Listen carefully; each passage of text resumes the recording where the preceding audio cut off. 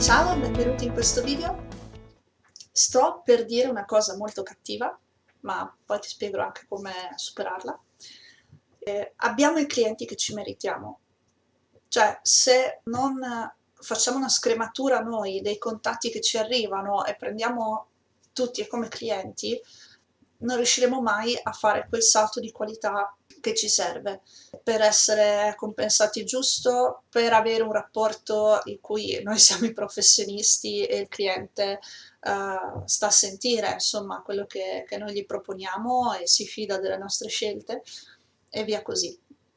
Ora, a volte dire di no può essere difficile perché magari la situazione economica è quella che è, però nel medio-lungo termine è quello che fa la differenza.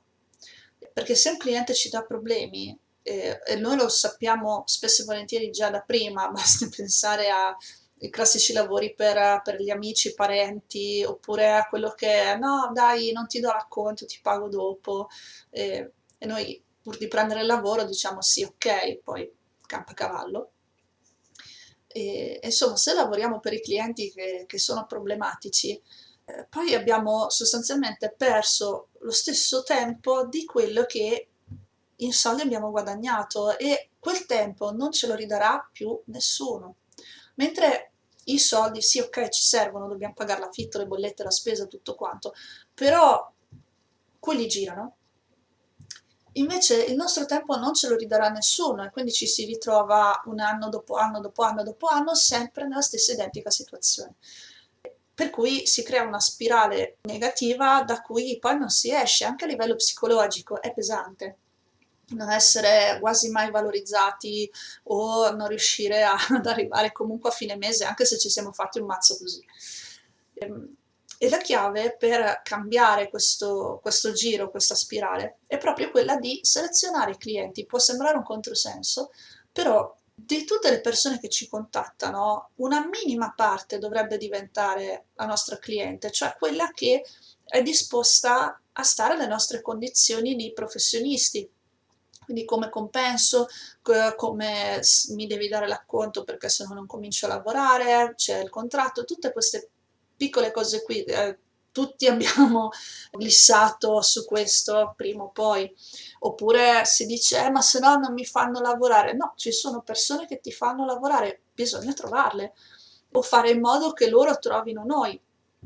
E quindi o con una presenza online oppure andando a proporsi direttamente, però andando nei posti giusti, ok? Bisogna anche vedere a che livello siamo noi, secondo me. Cioè, tanti che dicono, ah, ma io vorrei lavorare per la Marvel, vorrei fare fumetti o per Disney. Sì, ho capito, ma facciamoci un esame di coscienza. Lo reggi la Marvel o la Disney come cliente? Con tutte le esigenze, le tempistiche e lo stress anche che comporta, perché insomma arrivano queste multinazionali a offrirti lavori e non è che è come salumiere sotto casa, ecco. E quindi cioè, tanti dicono, ma poi non c'è la, come dire, la forza, le spalle larghe per gestire alcuni tipi di clienti da sogno, chiamiamoli così. E bisogna arrivarci anche per gradi, proprio per questi motivi, anche perché poi a quei livelli le condizioni sono comunque diverse.